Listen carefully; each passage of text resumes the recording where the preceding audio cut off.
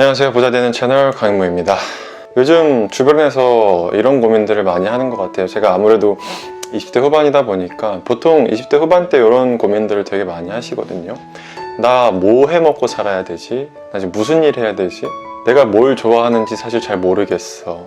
목표가 없다라는 거에 대한 회의를 좀 느끼는 시기인 것 같아요. 왜냐하면 사실 30대 한 중반 정도 되게 되면 보통 한 직장에서 혹은 한 업무를 한 5년간 근무를 해왔기 때문에 스스로 이제 전문성도 있고 또 승진회계에도 있어서 정착을 해버리는 시기거든요.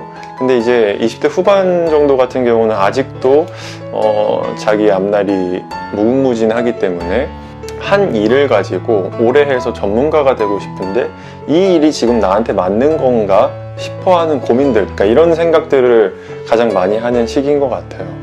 군대 전역하고 대학 졸업하면 보통 27 그때 취업을 한다고 하면 이제 직장생활 1년, 2년 한 사람들이 대부분이거든요. 그렇기 때문에 이 일이 나에게 맞는 건가에 대한 생각을 되게 많이 해보는데, 그런 사람들의 고민은 대부분 이거예요. 목표를 어떻게 설정해야 될지를 모르는 것 같아요. 그러니까 어떠한 목표를 정하면 그거에 갈 준비는 되어 있는데 그 목표를 어떻게 설정해야 될지 모르겠어. 뭘 해야 될지 모르겠어. 그래서 저도 생각해 본 거예요. 내가 27살에 건물주가 되고 싶다라는 그 일념 하나로 경매를 정말 미친 듯이 독파해가지고요. 실제로 16세대짜리 건물을 제가 소유하고 있습니다. 그런데 제가 목표했던 그 건물의 사이즈는 아니었어요. 훨씬 더 작은 목표였는데 제가 생각했던 거 오버페이스 돼서 더 큰 물건을 잡게 된 거죠. 목표라는 건 내가 정확한 그 수치를 맞출 수 없는 거기 때문에 내가 이뤄야지라고 생각을 하면 막상 그 시기가 오면 더 큰 결과를 이룰 수도 있고 더 작은 결과를 이룰 수도 있죠. 그러니까 결국 목표가 있었냐 없었냐의 차이이지만 오버페이스를 했다 보니까 사실 여러분들 16세대짜리 건물 관리하려면요, 우리가 부동산 한 개 사가지고 도배하고 장판하고 이것저것 인테리어에 옵션 넣어주고 뭐 해주고 한다고 해도 돈 몇백 들어가겠습니까? 근데 전구 하나 2만원짜리 전구 하나 가려고 해도요 16세대 건물이다 보니까 2만원짜리 전구 하나씩만 갈아도 30만원이 넘어요. 올 수리하는데 돈이 더 많이 들어가겠죠. 그러니까 애초에 잡았을 때부터 사면 3과 동시에 2억 가까운 시세 차익을 전 볼 수 있었기 때문에 그냥 그것만 잡아놓고 달린 거거든요. 그러니까 히트앤드런을 한 거예요. 목표는 어차피 명확했기 때문에. 그 이후에 이 건물의 사이즈에 맞게 수리를 하고 이 건물에 들어가는 돈을 자금을 융통하는 과정에선 지금까지도 조금 어려움을 겪고 있어요. 이미 오버페이스였기 때문에. 하지만 돈 벌 수 있는데 그 힘든 길이라고 안 가지 않지 않습니까? 그 길이 어딘지를 모르기 때문에 안 가는 거잖아요, 여러분들은. 목표가 없는 사람들은. 그래서 저도 이제 곰곰이 생각을 해보다가 내가 그래도 작게나마 27살에 어떤 결과를 이뤄내고 싶다라고 뭉뚱그려서 그 목표를 설정해놨던 것들을 결국 오버페이스가 돼서 더 좋은 성과를 냈구나. 사람들이 어떠한 일을 해야 될지 모르겠다라고 말하는 것은요, 사실 굉장히 힘든 고민이죠. 자기가 뭘 좋아하는지 모른다라는 건 너무나도 힘든 일입니다. 근데 목표가 없다라는 건요, 사실요, 내가 뭘 해야 될지를 모른다라는 거고, 뭘 해야 될지 모른다라는 건 세상에 어떤 일들이 존재한다라는 것 자체를 인식하고 있지 않다라는 거예요. 그 세상에 어떤 일이 있는지를 가장 인식하기 쉬운 방법은 독서와 신문을 계속 보면 되겠죠. 세상에 내가 할 일이 없다라고 생각하는 사람요, 관점이 굉장히 좁아요. 내 생활 속에 있는 거에서만 무슨 일을 할지를 찾다 보니까 관점이 좁은 거예요. 세상에는요, 수많은 직종과 업종 그리고 분야들이 너무나도 많아요. 그 업종을 항상 찾으려고 노력하는 사람은 내가 그 중에서 무언가를 시도해보게 되고 시도해보다가 나의 재능을 발견하는 거거든요.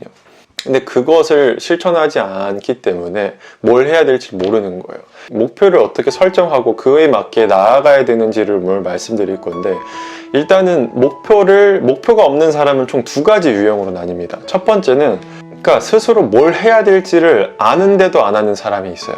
그리고 두 번째는 진짜 뭘 해야 될지 모르겠는 사람이 있습니다. 자, 첫 번째를 먼저 살펴보면 뭘 해야 되는지 아는데 안 하는 사람은요, 굉장히 악질이에요. 손실 보는 것을 굉장히 두려워하는 사람의 성향이에요. 자, 무슨 소리냐면 내가 해야 될 걸 알아. 그러면 어떻게 해야 되는지 구체적인 목표와 세부 계획을 세울 수도 있는데, 그 목표를 세우면 내가 이루지 못했을 때에 대한 자기 박탈감을 느낄까봐 그게 두려운 거예요. 당장에도 내가 내일 아침 5시에 일어나야지 이런 목표를 설정하면 5시에 만약에 못 일어났어. 실패잖아요. 그 실패의 두려움이 큰 사람이 많아요. 자기 방어가 굉장히 심한 사람일 가능성이 높습니다. 목표를 정립하면 실패한다라는 것이 뒤따르다 보니까 목표를 설정하는 것에 대한 두려움이 있는 겁니다. 그리고 가장 안 좋은 습관은 자기 합리화예요. 왜 그런 거 있잖아요. 맛있게 먹으면 0칼로리잖아요. 그거 다 음식점이 만들어낸 상술이잖아요. 맛있게 먹으면 어떻게 0칼로리입니까? 600칼로리지. 잠이 보약이다. 잠을 많이 자야 된다. 침대 회사와 가구 회사가 만들어낸 상술입니다. 잠은 적당히 자면 돼요. 피곤함이 가실 정도로만 자면 돼요. 내가 오늘부터 5시간씩만 자서 내 자기 개발을 해야지 5시간 자는 거 실패할까봐 안 한다고요.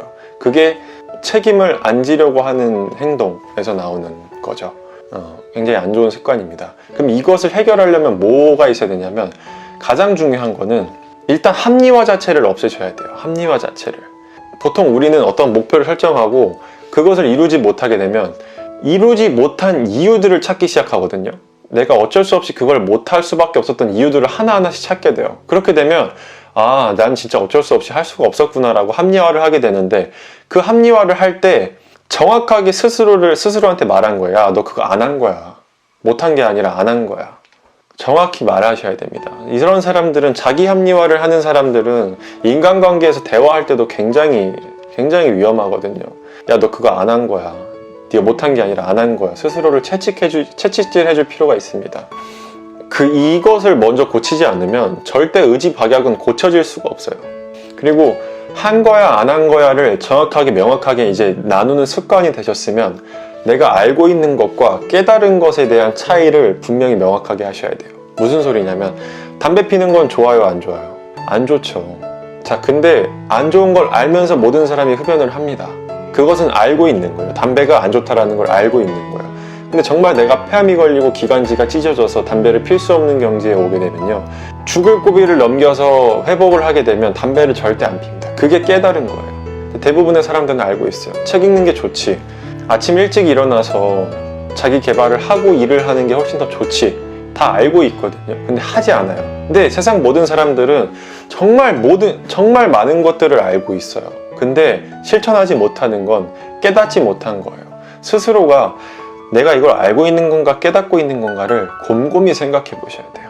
알고 있는 게 모르고 있는 것보다 더 독이 됩니다. 그래서 스스로를 계속 질문해 보는 거예요. 깨달음을 얻기 위해서는 어떻게 해야 되는가. 그러니까 극단적으로 담배를 피고 싶으면요, 건강해지고 싶다는 생각을 접으세요.